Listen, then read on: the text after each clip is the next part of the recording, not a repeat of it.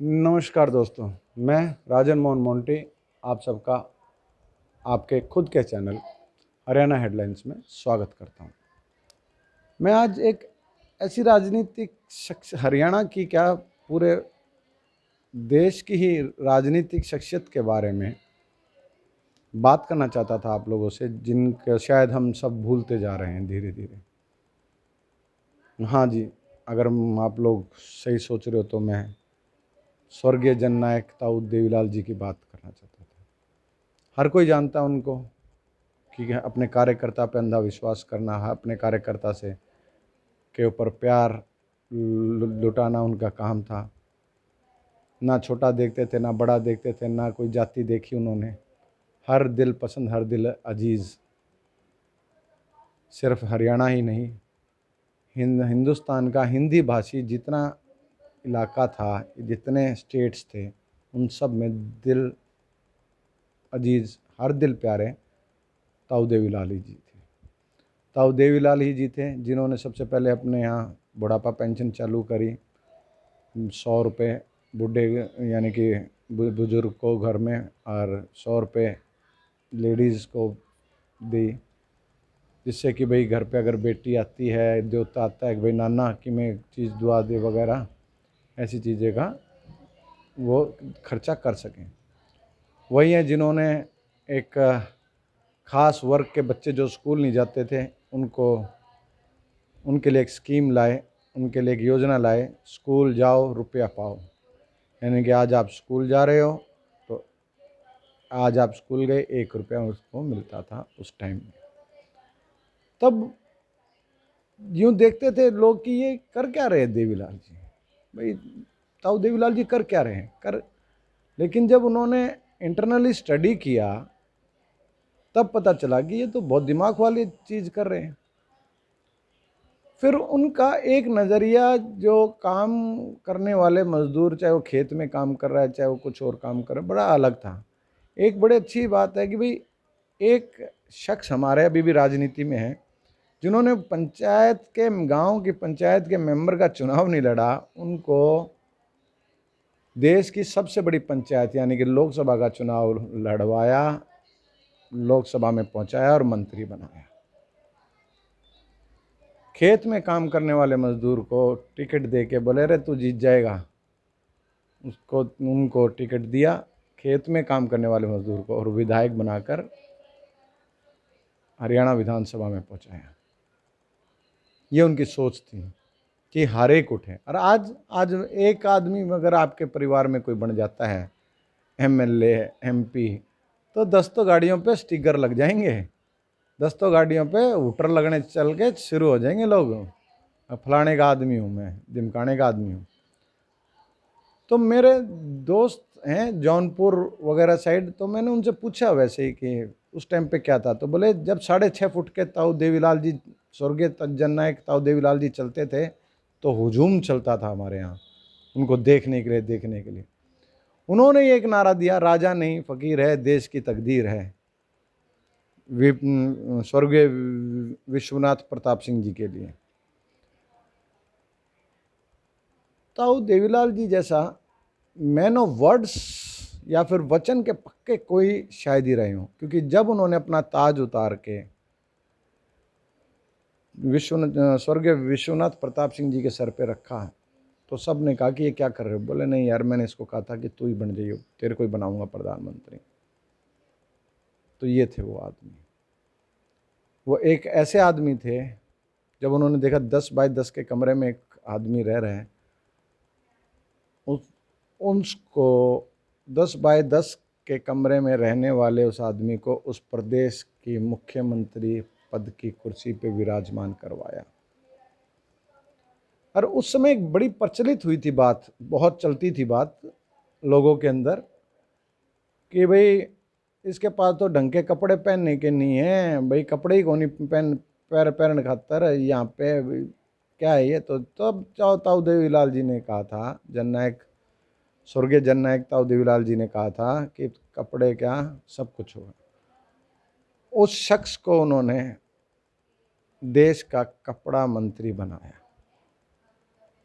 क्यों? क्योंकि उन्हें ये लगता था भाई गरीब गुर्गे जितने भी काम कमेरे वर्ग के हैं ये ऊपर उठें और उठ के कुछ अपने समाज के लिए करें।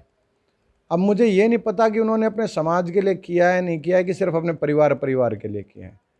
इसके लिए हर दिल अजीज़ हमारे हरियाणा में तो कई किस्से हैं। भाई बाई रोड चल रहे थे तो मुंडाल बोले भाई मैं मुख्तार नाई के यहाँ रुकूंगा, भाई चाय पीऊँगा, उसके पेड़े खाने वहाँ पे उप प्रधानमंत्री होते हुए देश के। तो ऐसे किस्से तो बहुत अलग हैं। एक किस्सा है कि भाई जब खाना लगा दिया गया उनके आगे कि भाई ये खाना था कहीं पे किसी के यहाँ, तो बागड़ी में बोले अपने वाड़ी में तुमने के और की बनाए हो भैया? तो बोले जी मैंने तो चटनी रोटी खा ली और घी सागा खा ली। तो बोला अच्छा मैंने ये हलवा खुआओ और ये खुआओ चटनी रोटी और लासी तो मैं भी लेवांगा। तो बागड़ी में यानी कि वो सब कुछ हटा के पकवान थालियां हटा के वो आदमी वो शख्स वो चटनी रोटी बैठ के खा के हटे वहाँ से। तो किसको पसंद नहीं होंगे? आज कोई है नेता ऐसे?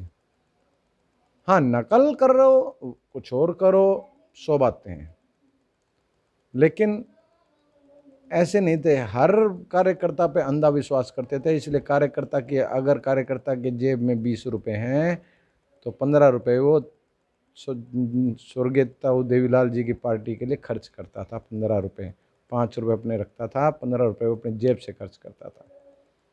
इसलिए कहते थे रूट लेवल कार्यकर्ता, रूट लेवल वर्कर्स उनकी जान थे। स्टेम लीडरशिप भी थी उन्होंने कितने बनाए, जितने बनाए सारे धोखा दे के कोई कुछ साथ छोड़ते चले गए। लेकिन आज भी एक पाठशाला है। ताऊ देवीलाल जी एक आदर्श हैं हर राजनीति के लिए। जो भी राजनीति करने जाता है वो ताऊ देवीलाल जी से ही सीखता है, उनके बारे में पढ़ता है, तब जाके वो कोशिश करता है कि कुछ उन जैसा बनकर दिखाऊं।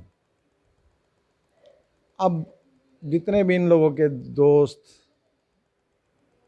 जितने परिवारवाद और चीज़ें चल पड़ी हैं वो सबको पता है।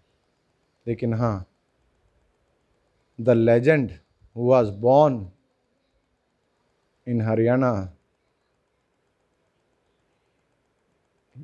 The legends never dies. आदर्श और सोच कभी मरा नहीं करती। तो वो एक लेजेंड थे हमारे हरियाणा के और रहेंगे। और पूरे देश के एक सोच उन्होंने दी कि कमेरे गरीब वर्ग के लिए क्या क्या किया जा सकता है। कन्यादान योजना उनकी, हरिजन चौपालें उन्होंने गांवों में बनवाई, हर चीज़ करी। अब खैर अनुसूचित जाति बोलते हैं, उस टाइम कहते हैं हरिजन चौपाल बनाओ भाई, पंचायत ये भी करेंगे, ये नहीं कर सकते क्या? तो यानी कि हर वर्ग को, हर जाति को साथ लेके चलने वालों में सबसे आगे वही नेता थे। एक प्रेग्नेंट लेडी रोड बना रही थी, तो सुल्तान सिंह, पूर्व राज्यपाल सुल्तान सिंह शायद उनका नाम है, दोनों इधर से चौधरी देवीलाल आ रहे थे, उधर से सुल्तान सिंह आ रहे थे। तो रोक के बोले सुन, बोले हाँ जी, बोले ये तेरा वोटर है, पेट से है, इसका क्योंकि मैं इंतजाम कर रखा है। बोले तो वो कुछ बोले नहीं कांग्रेस के लीडर। बोले बेटे चिंता ना कर, चंडीगढ़ जा रहा हूँ, सबसे पहले तेरा कानून पास करूँगा। तब उन्होंने शायद घी और कुछ जाप्पे के लिए भाई प्रेग्नेंट औरत के लिए कानून भी बनाया था। आप किताब में पढ़ना, वो कानून शायद आज भी होगा। तो उनका एक चीज़ कहना था कि मैं विधानसभा में कागज़ चीरन को नहीं जाऊँ, कानून बनाने जाता हूँ, और कानून गरीबों के हक के, आम आदमी के हक के बनेंगे। बस यही आज मैं उनके बारे में थोड़े से साझा करना चाह रहा था विचार, क्योंकि अपनी युवा पीढ़ी उनको भूलती जा रही है। धीरे धीरे हम लोग भूल रहे हैं। अगर हम दोबारा उनको अपनाएं, उनकी सोच को लें, तो क्या पता हमारा हरियाणा की तस्वीर, हमारे पूरे हरियाणा की तस्वीर अलग हो जाए। तो इसी के साथ साथ आज राजन मोहन आप लोगों से इजाज़त लेता है। अगर आपको मेरा चैनल, मेरी वर्डिंग्स या फिर मेरे विचार आपको अच्छे लगें, आपको समझ में आएँ, तो मेरा चैनल को, जो मैं यूट्यूब पे भी, उसे भी सब्सक्राइब कर लें।